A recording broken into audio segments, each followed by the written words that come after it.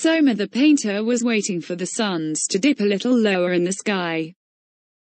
The thing she was waiting for was called two-fire, an optical effect caused by the light from two suns passing under the horizon and reflecting on scattered clouds above. It was beautiful, and she was trying to capture it in real time, spraying smart pigments onto a glass surface from her color-sensing jet brush. From her position on the hill above Wharftown, she had a perfect view of the azure expanse of sea, with distant white caps beyond the reef now picking up more rays of pink. She ignored the bucolic bustle of the town below and concentrated.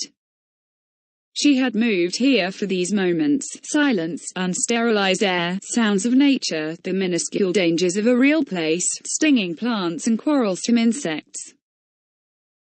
Like the inhabitants of the town below, Soma had given up her armor in order to experience life more intimately. No more lenses, no more end barriers, no more omniscient guides. She had come here seeking a primitive lifestyle, one demonstrated perfectly in her sagging skin, her telling wrinkles.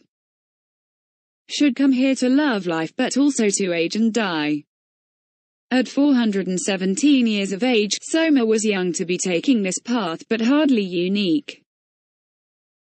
Wharftown was filled with her peers, and more besides, scattered thinly, perhaps 1 million souls planted here on the massive planet seaward, unromantically called G617 G1 by outsiders, adrift on endless ocean, just as the world itself was adrift in endless space.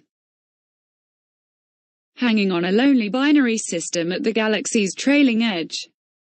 This was the last stop before intergalactic space and lifeless void.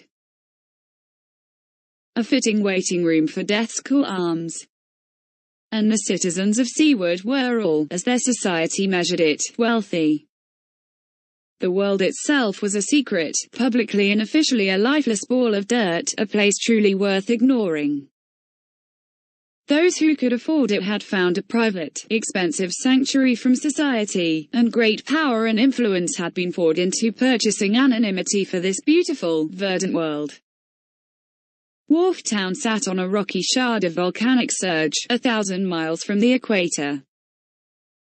There was little there but dwellings, parks, and one of the few significant stretches of arable land, most of it terraced in pretty defiance of the towering hummocks and fangs of basalt.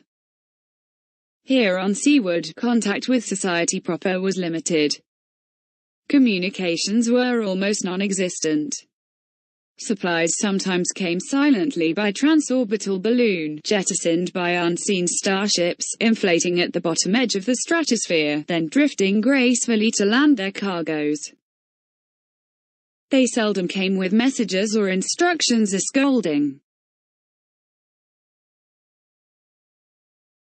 Instead, they simply brought gifts, food, technology, and repairs. Seaward was tolerated, encouraged even by distant, benevolent friends who asked for nothing in return but the trades of energy and art that financed its existence.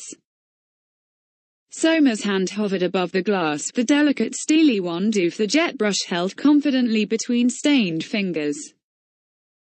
Her creased, sun-worn brow wrinkled further, its bluish fur furrowing as she stared dutifully at the horizon and squinted to keep the brightness out of her rheumy eyes. The jet brush winked its ready state, absorbing light, tiny whirling motors ready for painting.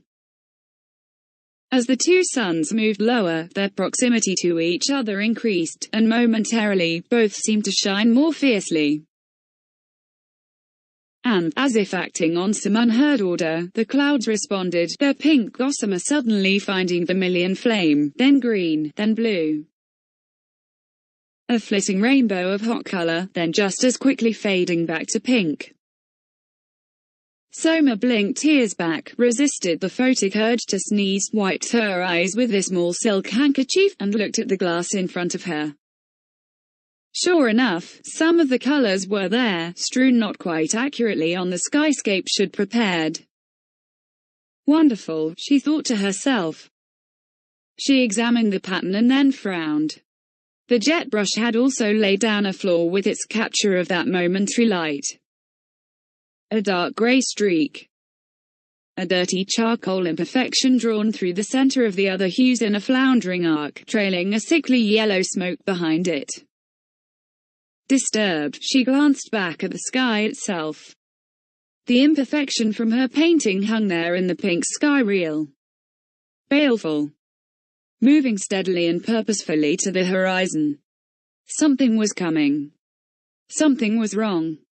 Soma the painter folded her glass easel, hurriedly packed her things, and began the long climb down to Wharf Town.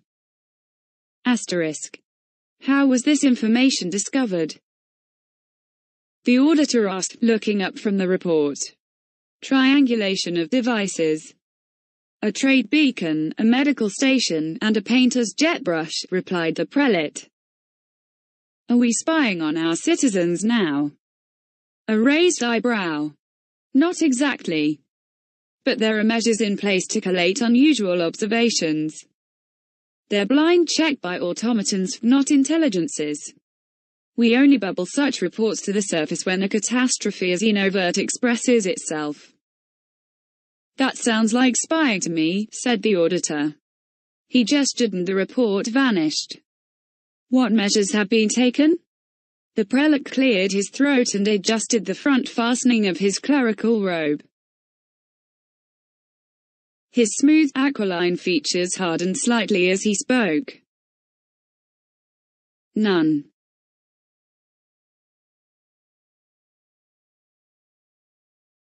None beyond the resupply balloon for the damaged medical station. And this meeting. Self-consciously, he smoothed his thin black fur with a palm. Send word to the didact. Our test has come.